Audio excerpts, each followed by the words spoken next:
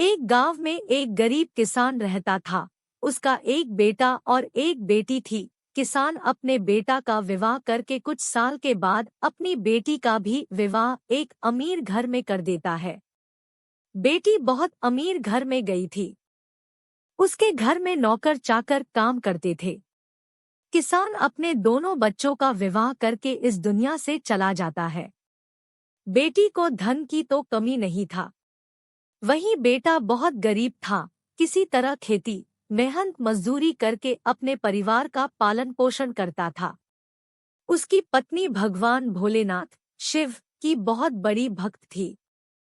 गरीब होने के बाद भी वह भगवान से कोई शिकायत नहीं करती थी। वह थोड़े में ही गुजारा कर लेती और अपने परिवार के साथ खुशी से रहती थी। वहीं उसके पति की बहन धन ज्यादा होने के कारण घमंडी थी। वह अपने भाई के गरीबी के कारण उनसे कोई रिश्ता नहीं रखना चाहती थी। उसकी बहन धन के घमंड में इतनी चुड़ थी कि अपने भाई को देखना तक पसंद नहीं करती थी। समय बीतता गया और बहन के ननद की शादी पड़ी। उसने अपने भाई को बुलाया तक नहीं। किसी तरह उसके भाई को पता चला और वह बिना बुलाए ही बहन के घर शादी में चला जाता है। बहन उसको देखते ही अपने नौकरों से कहकर घर से बाहर ही लौटा देती है। भाई भूखा प्यासा रोते हुए जा रहा था, तभी रास्ते में उसको एक बूढ़ी माँ मिलती है। उन्होंने ने उस भाई से पूछा, बेटा क्यों रो रहे हो? इतने में वह अपनी सारी दुखदाई कहानी बताता है। बूढ़ी माता ने उसे समझाकर चुप होने को कहती है। बूढ़ी माता जी गरीब किसान के बेटा से कहती कि यहीं पास में मेरा बगीचा है, चलो कुछ खा के आराम कर लो। दोनों बगीचे में जाके खरबूज खाते हैं। फिर बूढ़ी माता ने एक थैले में खरबूज और कुछ खाने पीने का सामान रख के उसे वहां से घर भेजती है।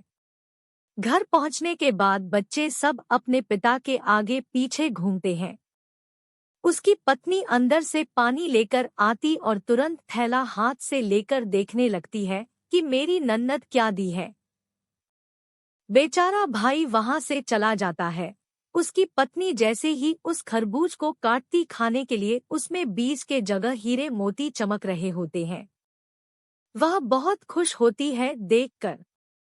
फिर अपने पति के पास जाकर कहती कि दीदी को हमारी गरीबी देखा नहीं गया है, इसीलिए इतने सारे धन दी है। बेचारा किसान भाई सोच में पड़ जाता है और किसी से कुछ कहता नहीं है। अब बेचारा भाई भी बहुत धनी और पैसे वाला हो गया। भाई के अमीर होने की खबर धन के घमंड में चूर रहने वाली बहन को पता चला और वह बिन बुलाए अपने मायके यानी भाई के घर आती है। यह देखकर भाई मन में सोचता है कि जब मेरे पास धन नहीं था तो बहन मुझे देखना तक नहीं चाहती थी, फिर भी वह और उसकी पत्नी ने उसका आदर सत्कार करते हैं। कुछ दिन के बाद बहन को ससुराल से बुलावा आया। उसके भाई और भाभी अच्छे कपड़े, मिठाई, कुछ उपहार देकर विदा किया। इतना सब देखकर उसकी बहन के आंखों में आंसू आ जाते हैं।